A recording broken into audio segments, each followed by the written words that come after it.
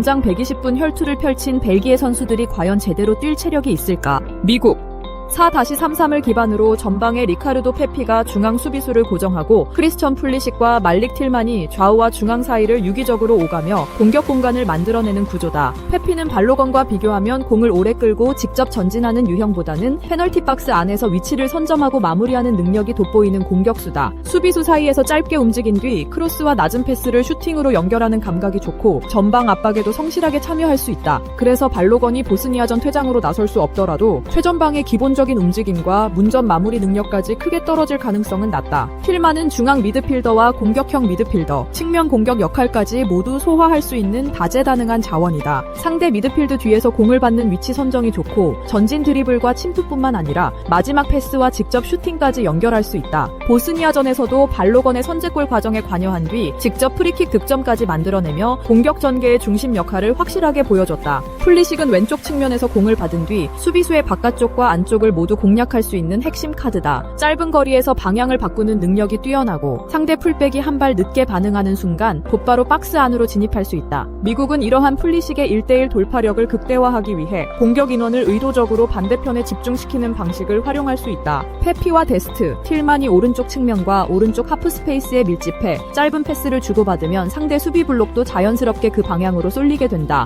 그 순간 반대편에 넓게 자리 잡은 풀리식에게 빠르게 방향을 전환하면 풀리식은 주변 수비 지원이 도착하기 전에 1대1 돌파를 시도할 수 있다. 이 장면에서 직접 슈팅이나 낮은 크로스가 이어질 경우 벨기에 수비는 계속해서 흔들릴 수밖에 없다. 특히 충분한 휴식을 취한 미국은 전방 압박과 수비 전환을 경기 내내 반복할 수 있다는 점에서 활동량 우위를 만들 가능성이 높다. 발로건의 공백은 분명한 변수지만 페피가 중앙에서 수비수를 고정하고 틸만과 풀리식이 주변 공간을 공략한다면 공격 구조 전체가 크게 흔들릴 가능성은 크지 않다. 전체 경기 흐름은 여기서 같이 보는 게 편하다. 벨기에 4-2-3-2를 활용하며 샤를 데 케텔레르와 케빈 더 브라위너가 중앙과 오른쪽 하프 스페이스를 오가고 제레미 도쿠가 측면에서 1대1 돌파를 시도하는 형태로 공격을 전개한다. 데 케텔레르는 장신 공격 자원이지만 단순히 문전에서 공을 기다리는 유형은 아니다. 왼발 터치와 유연한 방향 전환을 앞세워 공격형 미드필더와 처진 공격수 역할을 오가며 전방에서 공을 받아 동료에게 연결하는 연계 능력이 강점이다. 더 브라위너는 수비 라인과 미드필드 사이에서 전진 패스와 대각선 패스를 공급하고 상대 수비가 내려서면 중거리 슈팅으로 직접 골문을 노릴 수 있다. 도쿠는 정지된 상황에서도 순간적인 가속으로 수비수의 중심을 무너뜨릴 수 있으며 측면에서 안쪽으로 접어들어가 컷백과 슈팅 기회를 생산할 수 있다. 다만 이들이 보유한 개인 능력과 별개로 이번 대회에서 나타난 벨기에의 경기력은 과거 전성기와 분명한 차이가 있다. 조별리그부터 32강까지 수비와 중원의 간격이 일정하게 유지되지 않았고 공격 전개 역시 일부 선수의 개인 돌파와 창의성에 의존하는 시간이 길었다. 특히 세네갈과의 32강전에서는 두 골을 먼저 허용한 뒤 연장전까지 120분을 소화하며 가까스로 경기를 뒤집었다. 극적인 승리로 분위기를 끌어올린 점은 인정해야 하지만 토너먼트에서 곧바로 다음 경기를 준비해야 한다는 점을 고려하면 체력 소모는 가볍게 볼 수 없다. 축구는 체력이 뒷받침돼야 전방 압박과 수비 복귀, 공격 전환을 계획대로 반복할 수 있는 종목이다. 하지만 이미 120분 동안 고강도 경합과 추격전을 펼친 선수들이 짧은 회복 기간만으로 다시 정상적인 활동량을 보여주기는 쉽지 않다. 더 브라위너가 압박을 피해 전진 패스를 공급하더라도 주변 선수들의 침투 속도가 늦어지면 패스가 연결될 공간이 줄어들 수 있다. 도쿠 역시 폭발적인 돌파가 강점이지만 반복적인 수비 가담까지 요구받으면 후반으로 갈수록 공격에서 사용할 힘이 줄어들 가능성이 있다. 그리고 측면 수비를 맡는 카스타뉴는 공격 가담과 왕복 능력을 갖췄지만 상대가 지속적으로 1대1 구도를 유도할 경우 수비 부담이 커질 수밖에 없다. 결국 벨기에는 이름값 높은 공격진을 보유하고 있음에도 체력과 수비 간격이 받쳐주지 않는다면 전술적 장점을 온전히 구현하기 어렵다. 프리뷰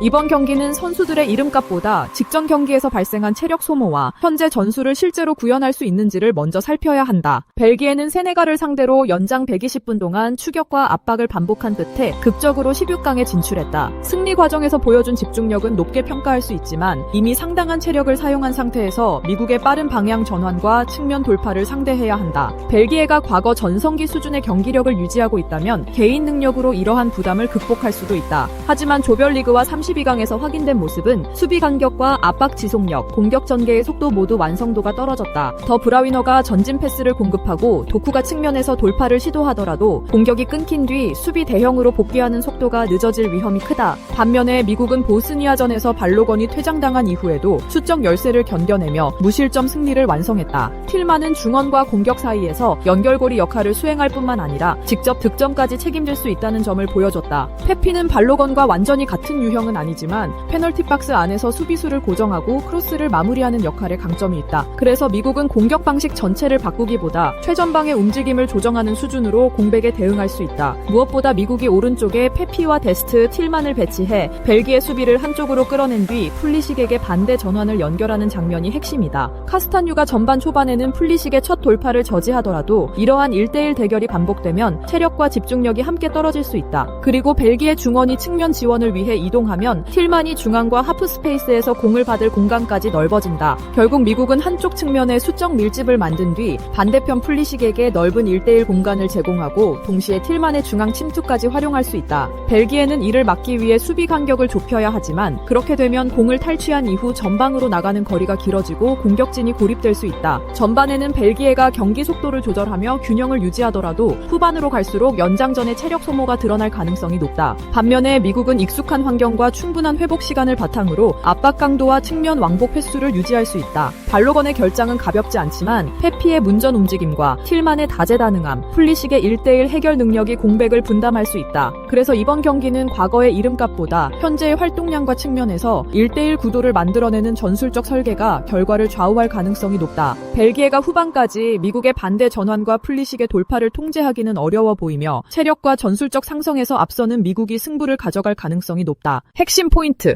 미국은 오른쪽에 공격 인원을 모은 뒤 반대편 풀리식에게 빠르게 전환하는 측면 공략 구조를 활용할 수 있다. 벨기에는 세네갈전 연장 120분 이후 압박 지속력과 수비 복귀 속도에서 부담이 클 수밖에 없다. 발로건이 결장하더라도 페피의 문전 움직임과 틸만의 침투 및 연계 능력으로 공격 구조를 유지할 가능성이 높다. 과거의 이름값보다 회복 상태와 전술 수행력이 중요한 승부이며 후반으로 갈수록 측면 1대1 대응력의 차이가 결과를 가를 가능성이 높다. 승부 예측 배팅 강도. 승무패 미국 승주력, 핸디 승 강추, 언더 추천, 전반전 예측 배팅 강도, 승무패 미국 승 추천, 언더 추천, 글로벌 주요 업체 예상, A업체 2, 0, 법체 3, 1. 마무리 코멘트. 해당 분석글은 참고용 자료입니다. 퇴장 변수, 심판 성향, 부상 변수. 각종 변수 발생 시 결과가 확 달라질 수 있습니다. 월드컵 85년생 백전노장 아저씨. 호날두의 월드컵 도전은 여기서 끝나게 될 것인가? 포르투갈. 4-2-3-1 전형을 활용하며 크리스티아노 호날두를 최전방에 두고 하파엘 레앙과 브루노 페르난데스가 공격을 지원하는 구조다. 호날두는 넓은 지역을 오가기보다는 페널티 지역 안에서 수비수의 시야를 피해 움직인 뒤 크로스와 문전 패스를 득점으로 연결하는 능력이 여전히 위협적이다. 특히 공이 반대 측면으로 이동하는 순간 수비수의 등 뒤로 파고드는 움직임과 헤더 타점은 포르투갈이 가장 확실하게 기대할 수 있는 득점 수단이다. 하지만 호날두에게 마무리를 집중시키는 과정에서 전방 압박의 범위가 좁아지고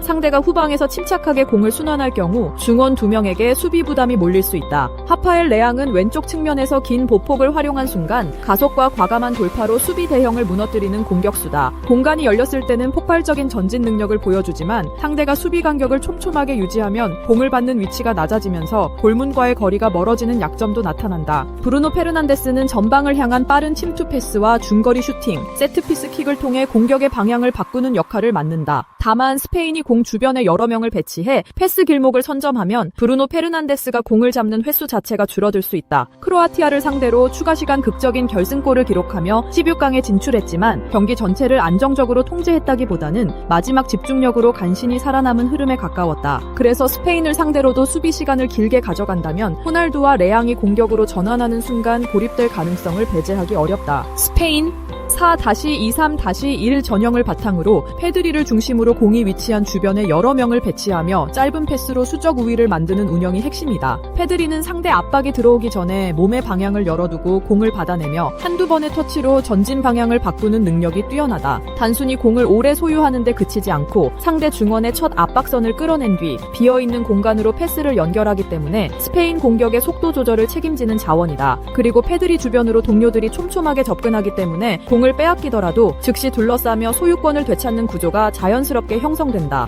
미켈 오야르사발은 정통적인 장신 공격수와 달리 측면과 중앙을 오가며 수비수의 기준점을 흐트러뜨리는 움직임이 뛰어나다. 오스트리아전에서는 골문 앞 침착한 마무리와 빈 공간을 선점하는 움직임을 앞세워 2골을 기록했고 스페인의 3대0 승리와 16강 진출을 이끌었다. 수비수와 정면으로 힘을 겨루기보다는 중앙 수비수 사이와 측면 수비수 안쪽 공간을 반복적으로 공략하기 때문에 포르투갈 수비진이 대인 방어 기준을 잡기 까다롭다. 라민 야말은 오른쪽 측면에서 공을 잡은 뒤 안쪽으로 파고들며 왼발 슈팅과 침투 패스를 동시에 선택할 수 있는 공격수다. 짧은 방향 전환과 순간적인 속도 변화가 날카롭고 두 명이 압박하더라도 좁은 공간에서 공을 지켜내며 공격 기회를 만들어낼 수 있다. 포르투갈의 왼쪽 측면 수비를 담당할 가능성이 높은 누누 멘데스가 빠른 발과 대인 방어 능력을 갖추고 있지만 라민 야말의 반복적인 방향 전환과 동료의 겹침 움직임을 경기 내내 감당해야 한다. 스페인이 해당 측면에 페드리와 측면 수비수까지 접근시키면 누누 멘데스 혼자 막는 구도가 아니라 포르투갈 중원 전체가 옆으로 끌려가는 상황이 만들어질 수 있다. 결국 스페인은 공을 오래 소유하면서 슈팅 기회를 늘리는 동시에 포르투갈 선수들의 수비 이동 거리까지 증가시킬 가능성이 높다. 프리뷰. 이번 경기는 단순한 개인 기량 대결보다 공이 있는 지역에서 어느 팀이 더 많은 숫자를 확보하느냐가 승부의 핵심이다. 스페인은 페드리를 중심으로 짧은 패스 거리를 유지하고 공 주변에 여러 명이 접근해 자연스럽게 수적 우위를 만드는 운영을 이어갈 가능성이 높다. 포르투갈이 압박을 통해 공을 되찾으려면 좌우로 계속 이동해야 하기 때문에 시간이 흐를수록 중원과 측면 수비수의 체력 소모가 커질 수밖에 없다. 공을 오랜 시간 소유하는 팀이 더 많은 공격 기회를 만들 수 있다는 기본적인 흐름에서도 스페인이 유리한 위치를 점하고 있다. 오야르사발은 최전방에 고정되지 않고 수비수 사이를 오가며 공간을 만들고 라민 야말은 오른쪽 측면에서 안쪽 침투와 왼발 전개로 수비 간격을 흔들 것으로 예상된다. 반면 포르투갈은 레앙의 빠른 돌파와 브루노 페르난데스의 전진 패스를 활용한 역습에서 승부를 걸어야 하지만 공을 되찾는 위치가 지나치게 낮아지면 호날두까지 연결되는 과정이 길어진다. 크로아티아전에서도 포르투갈은 추가 시간 결승골로 간신히 다음 단계에 올랐기 때문에 경기 내용과 체력 소모를 함께 고려해야 한다. 하지만 스페인은 오스트리아를 상대로 오야르사발의 2골과 안정적인 점유 운영을 앞세워 3대0 완승을 거두며 경기력 차이를 분명하게 보여줬다. 그리고 이번 대회는 미국, 멕시코, 캐나다 공동 개최로 진행되는 만큼 포르투갈이 표기상 앞쪽에 배치돼 있더라도 실질적인 안방 이점은 존재하지 않는다. 결국 점유율 장악 능력과 공을 잃은 직후의 제압박, 측면에서의 수적 우위까지 종합하면 스페인이 자신들에게 유리한 경기 양상을 만들어갈 가능성이 높다. 현대 축구에서 공을 소유하며 상대의 체력을 소모시키는 능력이 얼마나 중요한지 스페인이 이번 경기에서 다시 한번 증명할 수 있다. 호날두의 월드컵 도전은 상징성과 결정력만으로는 넘기 어려운 전술적 벽을 만나 이번 경기에서 마침표를 찍을 가능성이 높다. 핵심 포인트. 스페인은 페드리를 중심으로 공 주변의 수적 우위를 만들며 점유율과 경기 속도를 동시에 통제할 수 있다. 라민 야말과 오야르사발의 유동적인 움직임은 포르투갈 수비진의 대인 방어 기준을 지속적으로 흔들 수 있다. 포르투갈은 수비 시간이 길어질수록 역습 출발 지점이 낮아지고 호날두가 전방에서 고립될 위험이 커진다. 개인 결정력보다 점유 구조와 압박 이후의 회수 능력에서 차이가 벌어질 수 있는 경기다. 승부 예측 배팅 강도. 승무패 포르투갈 패 주력. 핸디패 강추. 언더오버 언더 추천. 전반전 예측 배팅 강도. 승무패 무승부 추천. 언더오버 언더 추천. 글로벌 주요 업체 예상. A업체 0, 2, 법체 0, 1. 마무리 코멘트. 해당